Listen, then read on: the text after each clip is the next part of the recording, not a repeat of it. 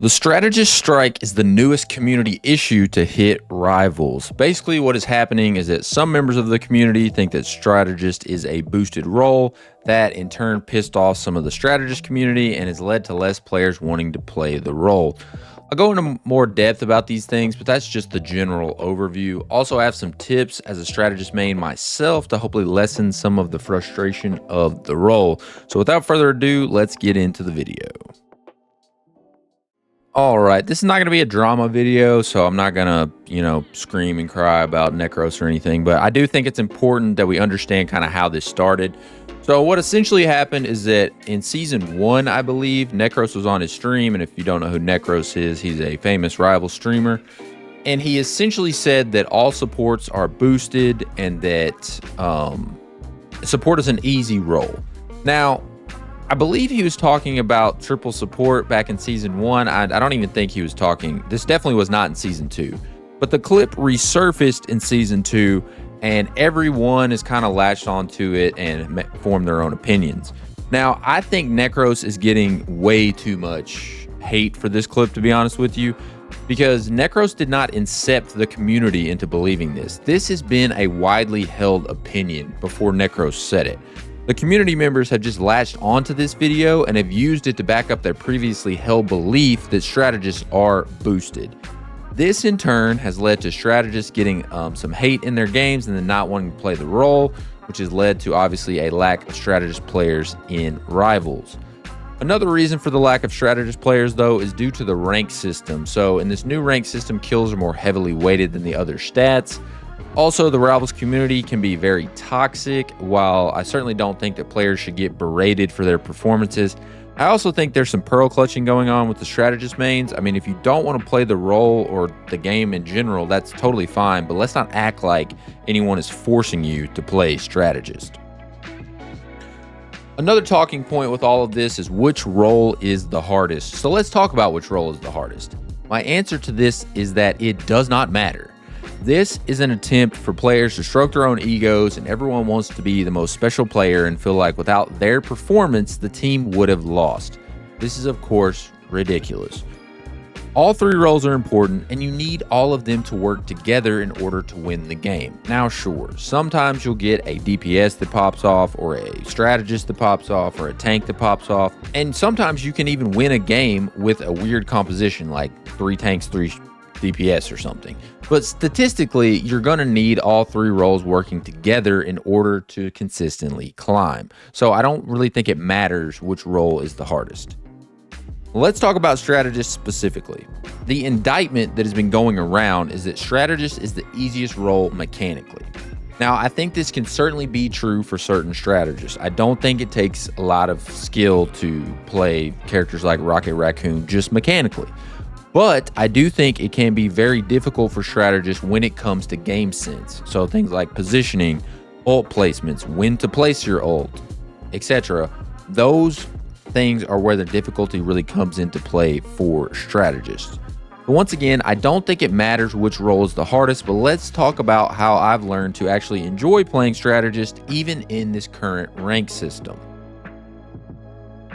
The system has been changed to one that rewards players for getting kills. This, of course, makes climbing difficult for some supports because they just don't have the raw damage output that, say, a tank or a DPS does. This has led to supports getting less points for wins and losing more points for losses, and I certainly think this has kept players from wanting to play the role, but there is a way to play the role that you're still able to gain RP. The first issue I notice is how people think about strategists.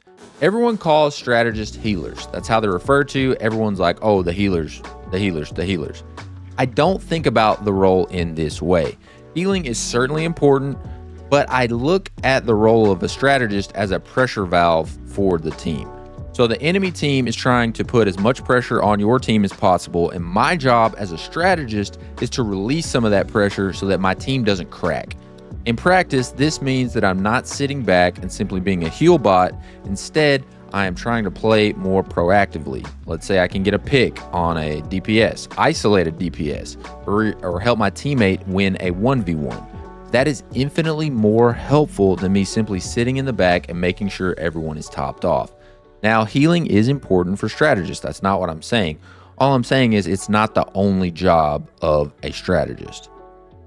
I also choose to play characters that allow me to do more damage and thereby get more eliminations. So think of Luna, Invisible Woman, Cloak. This allows me to get more points for wins and not lose as many points for losses. I think the proactive approach is much better for the current system than simply sitting back and being a heal bot. So I think some supports need to kind of refine their playstyle a little bit. Now let's talk about dive. Dive is terrorizing support players, but there are some counters to dive even as a support.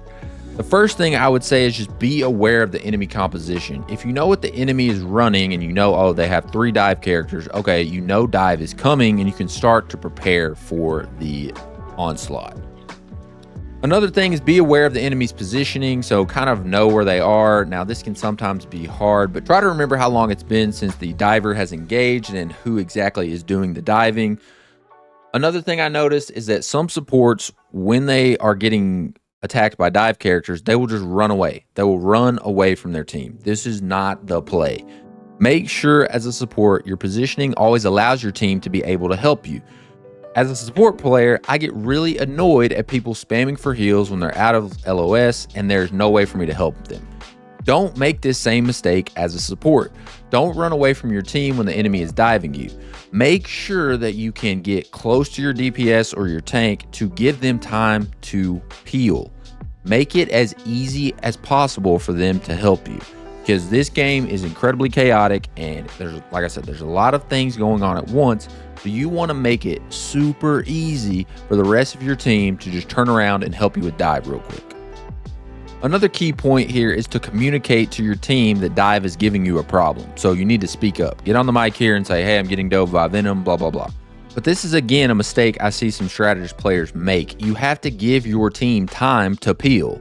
So don't call out that you're in trouble and then immediately die. Now, obviously, this will happen sometimes. There's certain combos that will one-shot characters, but you need to try to extend the time between when the enemy engages you and when you're dying.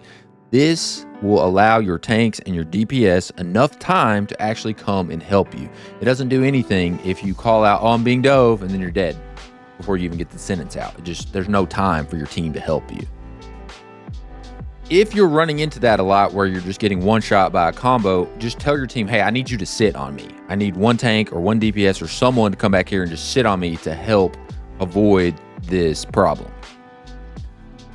All the communication in the world and all the positioning in the world sometimes is just not going to matter. Sometimes your team's not going to help you and there's just nothing you can really do about it. If you've made them aware of the problem and done your best to deal with the divers, that's all you can really do. So sometimes you just have to, GG, go next, and that is frustrating, but there's really nothing else for you to do in that situation. The final point I would give to strategist players is that if strategist is too frustrating this season and you're not enjoying the game, this is the perfect time to learn a new class. Learn a new class, learn a new hero, or play something else. I don't know. You don't have to play strategist. Thank you all for watching today. I have some concerns about the Rivals community, especially how they've reacted to the strategist strike. I mean, hopefully this video will help some strategist mains not be so frustrated. I'm still enjoying Rivals, but I'm taking a little break from it to play The Last of Us Part 2 on stream. So if you're interested in that, be sure to check out my Twitch channel. Also, of course, I would appreciate it if you would like and subscribe to the channel on YouTube. But regardless, I hope you all have a beautiful time, and I will see you all in the next one.